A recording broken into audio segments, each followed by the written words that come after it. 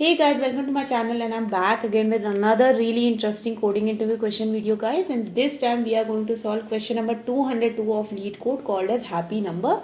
So without taking any time further, let's get started with the problem statement. So basically guys, problem statement says that we have to write an algo to determine if a number n is happy or not, and the condition for a number to be happy is that you have to take all the digits of that number, you have to square all the digits and you have to add them. And when you add all these square digits, the number that you get, you again repeat the same process with that number until you get your sum to be 1. Now, there is a possibility here that you may never find a number whose sum of square digits when done repeatedly become 1, and it is possible that you can end in a loop or in a cycle. In that situation, you just have to return false. So for example, for number 2, you will never get a number where you will add the squares of the digit and then it will actually end up in 1. Okay, and the constraints here are very straightforward guys, that the number n ranges from 1 to 2 raised to power 31 minus 1. Okay, now the thing here is guys that we know that our number can actually end in a cycle, right? And whenever we want to prevent from going into a loop, it is the best ways to actually have a visited map, or let's say in case of graph you usually have a visited dictionary where you actually store all the nodes that you have visited.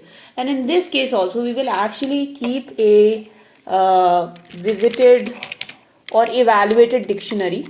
So let's say evaluated dictionary, where we will store all the numbers that we have already evaluated, because if a number is already evaluated, then it means that even if I continue to evaluate its square of squares again and again, I will end up in a loop. So we maintain a dictionary here. Now we actually assign num variable to n, just because we want to keep track of the n variable and we don't want to actually lose it. And now we start our while loop. So our while loop will actually start because we are going to modify our number. We will have to modify our number to make sure that we get each and every digit.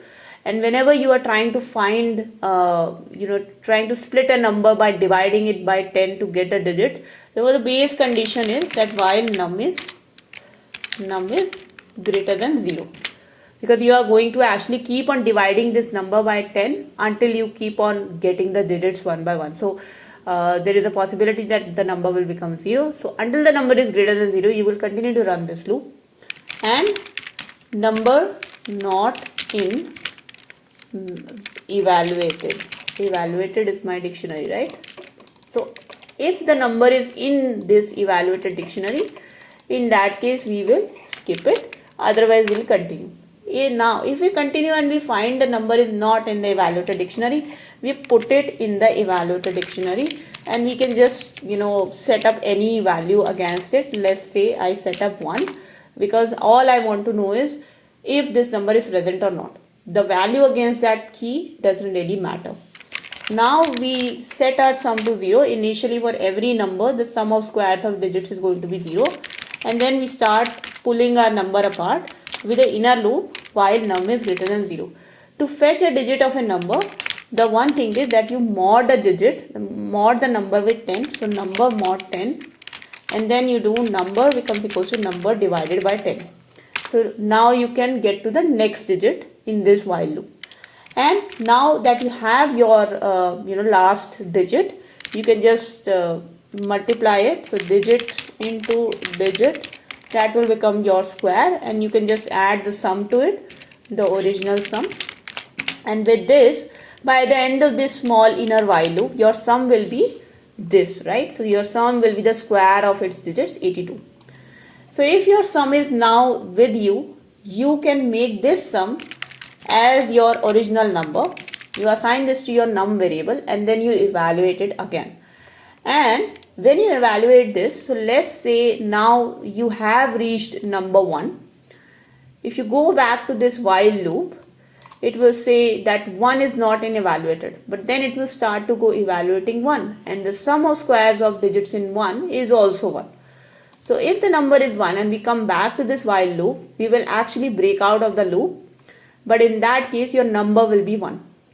And if you break out of the loop because the number is found and the number value was not 1, it means you ended up in a cycle, and that's why you returned. So all you have to check if the number is happy or not is by returning num equals to 1. And you can see that it accepts all the test cases, and now I can submit this code as well. And there you go, you can see that the solution is acceptable. And now if I talk about the time complexity, guys, so you can clearly see that what we are trying to do is we are pulling apart all the digits of a number. So for each and every digit, so let's say if a number has got 2 digits or 3 digits, so that will be this while loop. And then you are doing it for every single number that is being produced. So who knows how many numbers we can produce it. But because there are 2 loops involved in it, the complexity will become quadratic. So n to the power 2. And then the space complexity here, guys, is order of n, because you are using a map to store the intermediate numbers. Okay. So that was the video, guys. I hope this video was informative for you, and I hope you learned something from it. If it did help you in any way, guys, then please do not forget to like this video and share this video with your friends. If you have any questions, comments, suggestions, feedback for me, please do write down in the comment section below. I would be really happy to read them.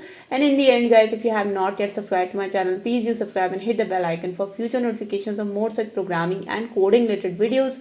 I'll see you guys in the next video, guys. Until then, take care and bye bye.